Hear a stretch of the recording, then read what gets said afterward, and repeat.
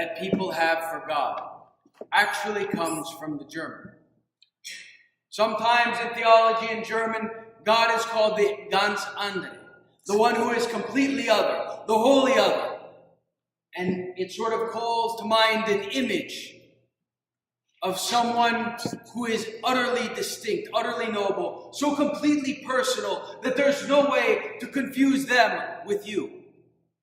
It can only be encountered by another distinct person, someone also so concretely able to be known. And just so, in this way, the human person and the divine person, the ganz andere, have that encounter with one another and look at each other in all their integrity. When we start to look at God this way, we run into the potential for a few problems. We start to look and we ask, God is so other, if God is so personal, He's so real, so distinct, are there things that He prefers? Are there things that He's partial to?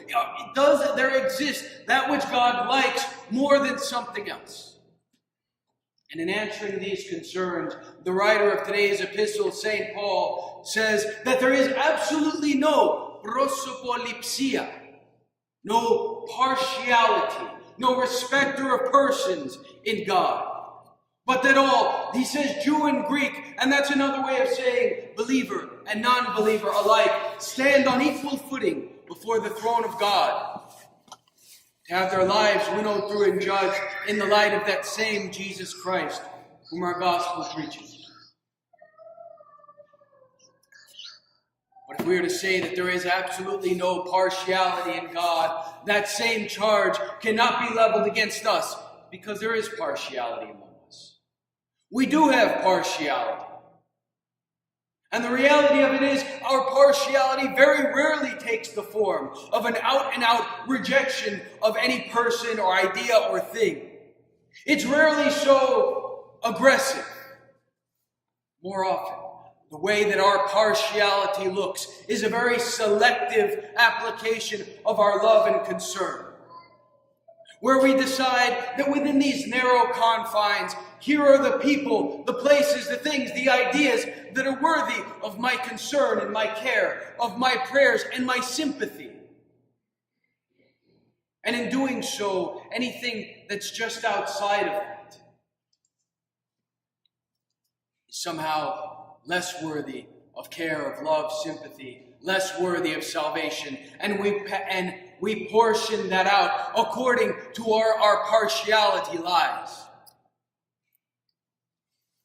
And it really matters very, very little whether you find yourself on the left-hand end of the political and theological spectrum or the right-hand end of the political and theological spectrum. This problem of our partiality exists among all of us all the same.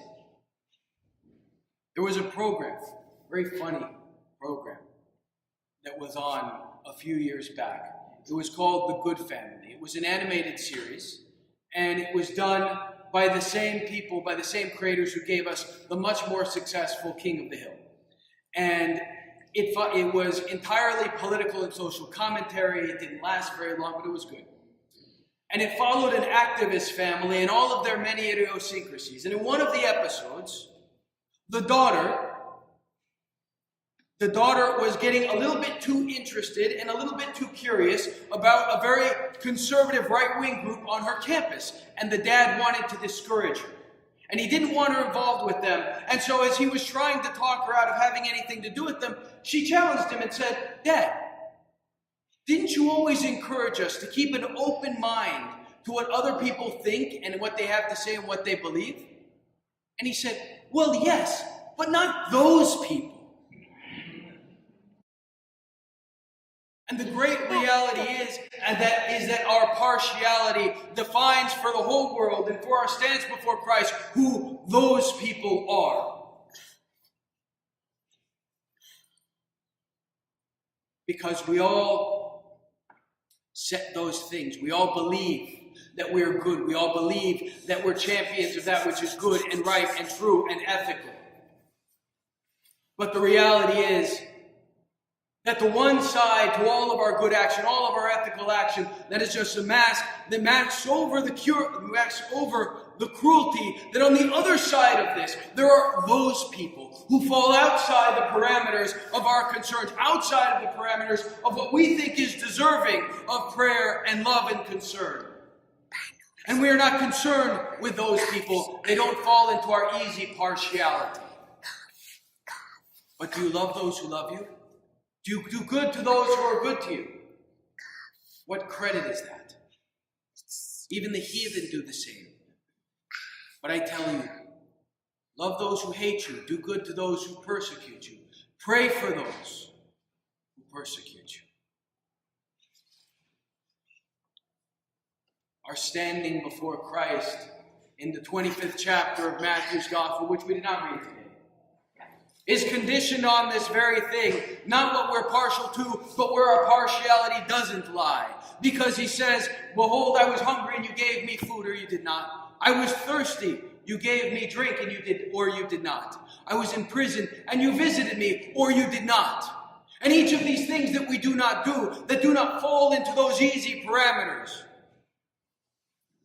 This is that least of the brethren that he takes the sheep and the goat to task to. The doers of the law, not the hearers only. The doers of the law are the ones who are justified. And the doing of the law does not consist in what is easy. The doing of the law does not consist in going along where our partiality lies and being content with the narrow confines and borders of where we think our concern ought to be. The fulfillment of the law consists in where our love and concern and our prayers lie for those who are diametrically opposed to us, who are 180 degrees opposite from where our partiality sits.